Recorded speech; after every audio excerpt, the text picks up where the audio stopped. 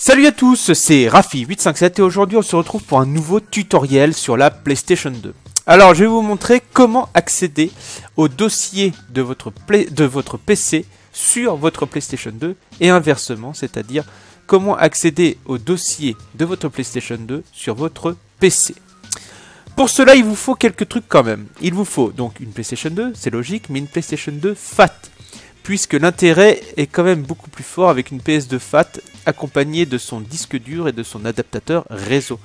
Puisque on va accéder donc à nos données via le réseau domestique de la maison. En l'occurrence en passant pour la plupart des personnes par votre box ADSL.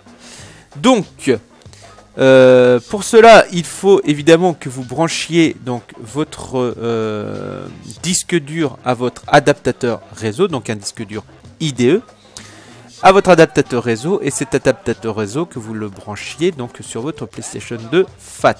Ensuite de là, vous lui mettez un câble Ethernet que vous allez brancher donc sur la box ADSL donc de votre maison. Voilà. Une fois cela fait, il faut aussi que vous ayez au préalable installé FreeMacBoot. Et si vous ne l'avez pas fait, il vous faut une méthode pour que vous puissiez démarrer uLaunchElf. Voilà, donc si vous n'avez pas FreeMacBoot, déjà je vous renvoie à mon tuto sur comment l'installer. Et si vous ne voulez pas l'installer, il vous faudra quand même une méthode pour que vous puissiez donc lancer le homebrew uLaunchElf. Voilà, donc ça c'est les choses impératives qu'il faut faire avant de vous lancer donc dans mon tuto. Voilà. Une fois que vous avez tout ça en main, sur votre PC, il faut aller donc sur Internet. Donc moi, on va mettre Chrome. Et vous allez mettre PS2 client. Donc vous tapez PS2 client et vous prenez le premier lien donc de Google. En l'occurrence, sur le site psxscène.com. De là, on clique. Donc pour télécharger donc PS2 client. Et PS2 client se trouve donc juste à la fin du premier post de comment il s'appelle, le gars qui a de VT Corona. Voilà. Donc le lien pour le télécharger est juste ici. Donc vous cliquez dessus et de là vous téléchargez donc le petit logiciel PS2 client, qui est une archive .zip. Donc moi je l'ai mis directement donc sur mon bureau, donc il est ici. Et donc dans cette archive, nous allons l'ouvrir, il y a 3 fichiers. Il y a donc ps2cl 131.exe, il y a ps2client.exe, il y a pthreadgc2.dll. De là, moi ce que je vous conseille, c'est de décompresser donc ces 3 fichiers dans un dossier. Moi je l'ai déjà fait et il s'appelle ps2 client.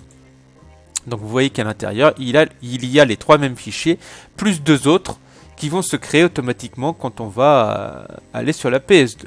Une fois que vous avez extrait donc ces 3 fichiers, on va donc configurer ce petit utilitaire donc, qui va vous permettre de faire le lien donc, entre la console et votre PC. Donc, nous allons l'ouvrir. Et là, voilà comment il se présente. Donc, nous pouvons d'ailleurs connecter jusqu'à 5 consoles, voilà, sur le même réseau, avec le même logiciel. Donc là, nous allons mettre la première console, hein, puisqu'en général, nous n'avons qu'une console de connecter. Donc, PS2 1. Ensuite, nous avons l'adresse IP de notre console. Nous allons y revenir, ne vous inquiétez pas. Et nous avons aussi donc cette fenêtre avec Name et Location. En fait, dans cette fenêtre, nous allons avoir donc le dossier que nous allons partager entre le PC et la console. Donc, par exemple, moi, j'ai envie de partager donc un dossier qui se trouve par exemple dans Test vidéo, ici, et je veux partager émulateur. Eh bien, il y a juste à glisser, déposer donc votre dossier donc sur la petite fenêtre de PS2 client. Toc. Et voilà.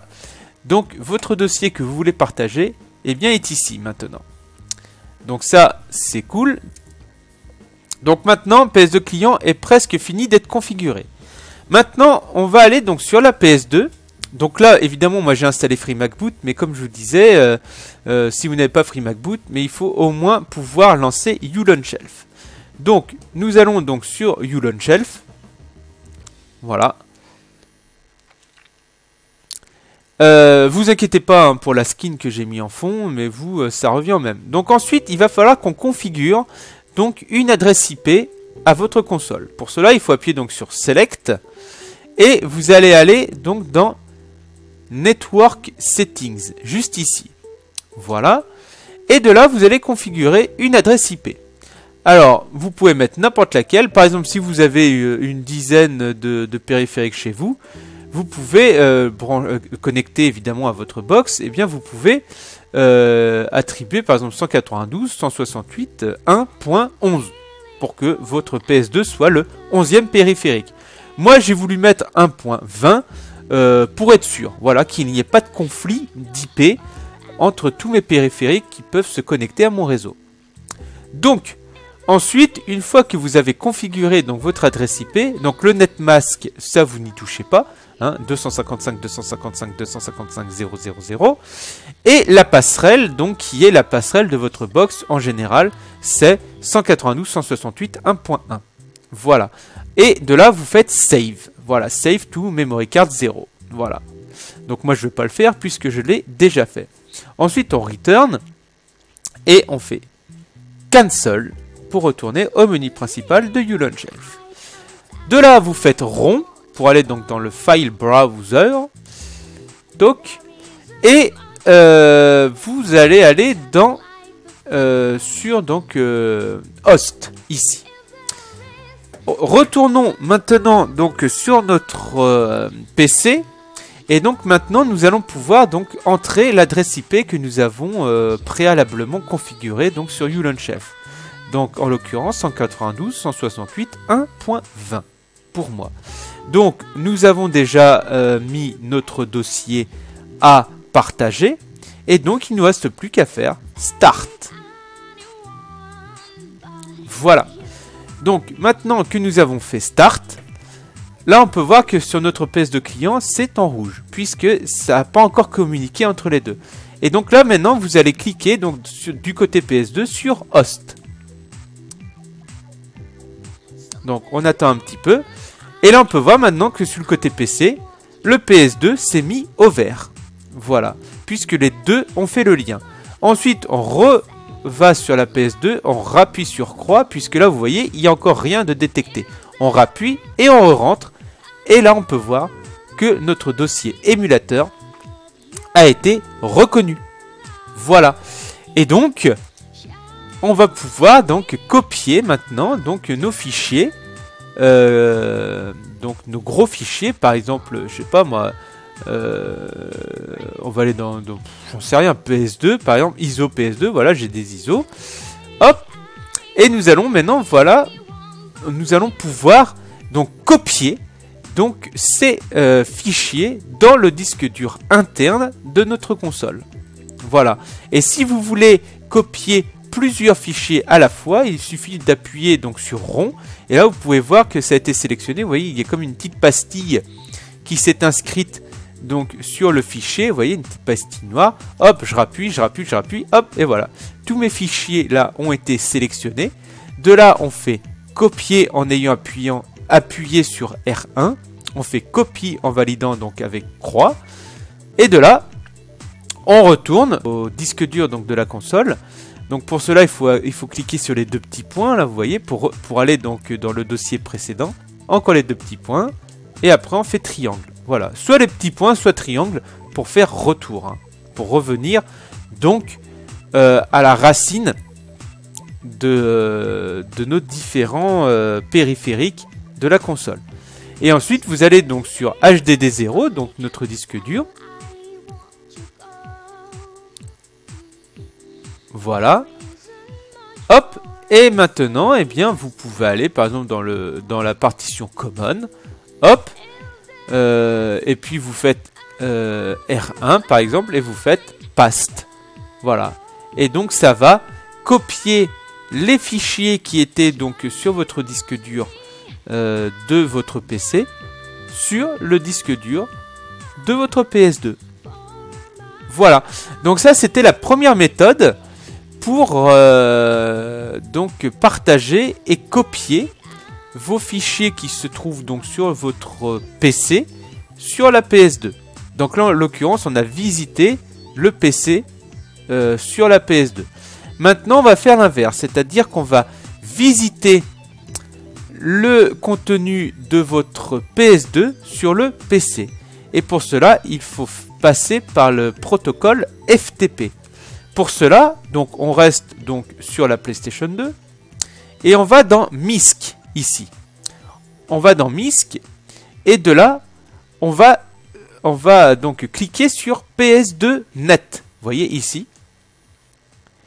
Et ça va donc passer votre console en mode FTP. Maintenant, une fois qu'on a activé donc le FTP donc sur la PS2, eh bien on ouvre notre explorateur Windows, par exemple on va faire ordinateur, et dans la barre d'adresse, on tape FTP 192.168.1.20 qui est donc mon adresse IP de la console. De là je valide et voilà, nous avons donc tous les périphériques qui sont donc connectés à la console qui sont reconnus.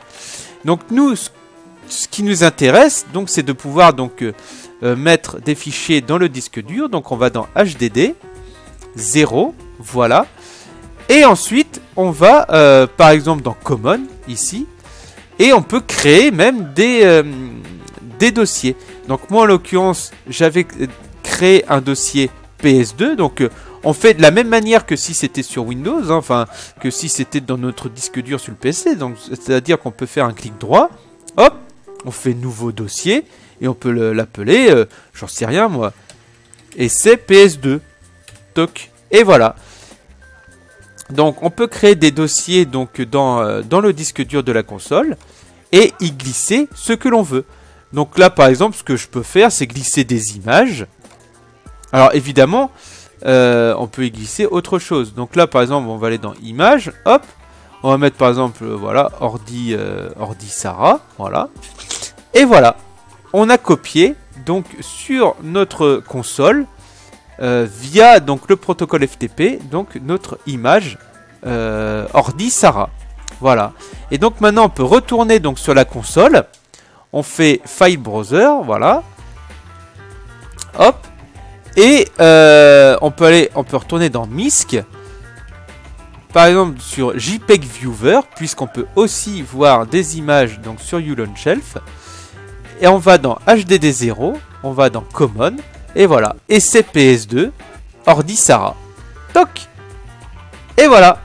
On voit donc l'image que l'on a mis donc sur le disque dur interne de la console. Voilà, donc il y a deux méthodes hein, donc pour pouvoir accéder aux fichiers de son PC donc sur la console. Donc il y a la méthode PS2 client, voilà, où là c'est sur la console qu'on voit donc les dossiers qu'on veut partager donc du PC.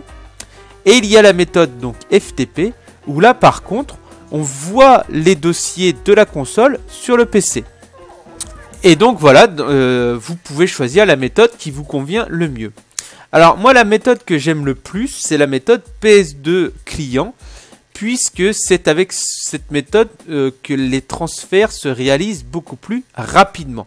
Alors je ne sais pas pourquoi, alors avec PS2 client on va à environ 1,5 mégaoctets par seconde, tandis qu'avec le protocole FTP on va aux environs entre 7 et 800 kilooctets par seconde.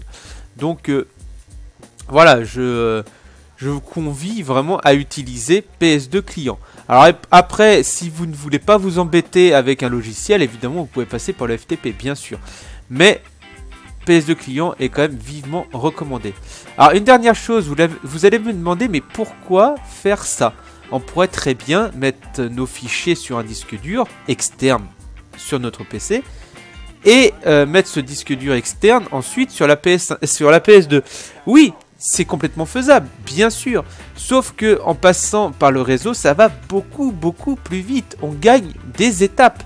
Par exemple, si vous voulez mettre un gros fichier qui fait par exemple 1,5 giga sur votre console et que vous voulez passer par un disque dur externe, il va d'abord falloir faire le transfert de votre PC vers votre disque dur externe. Et ensuite, du disque dur externe vers la console. Et il ne faut pas oublier que la console a des ports USB 1.1. Donc avec une vitesse vraiment ridicule. Donc voilà, je vous convie vraiment à passer via le réseau. Aujourd'hui, tout le monde a une box ADSL et donc tout le monde peut se connecter, connecter donc sa console au réseau. Alors là, je ne sais plus si je vous l'ai dit, je crois que oui, mais nous sommes donc sur une PS2 FAT avec donc son adaptateur réseau et donc son disque dur.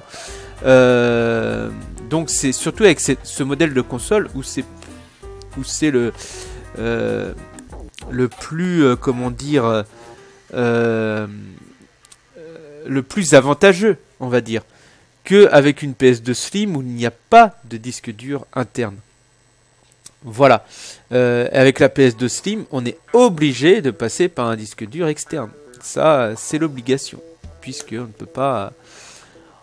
ne peut pas passer par disque dur interne. Parce que, par exemple, si vous voulez, par exemple, lire un DivX sur votre PS2, c'est largement faisable. Hein. Eh bien, le DivX, c'est assez lourd, donc c'est beaucoup plus pratique. Enfin, voilà, moi je trouve que c'est, en tout cas, beaucoup mieux. Voilà, donc j'espère que ce petit tuto vous aura plu. Et on se retrouve très bientôt. Pour un nouveau tutoriel donc sur la PS2 aussi et vous allez voir, ce que je vous ai fait voir aujourd'hui n'est pas anodin pour la suite. Je ne vous en dis pas plus. Allez, sur ce, eh bien, je vous dis à bientôt et amusez-vous bien. Ciao.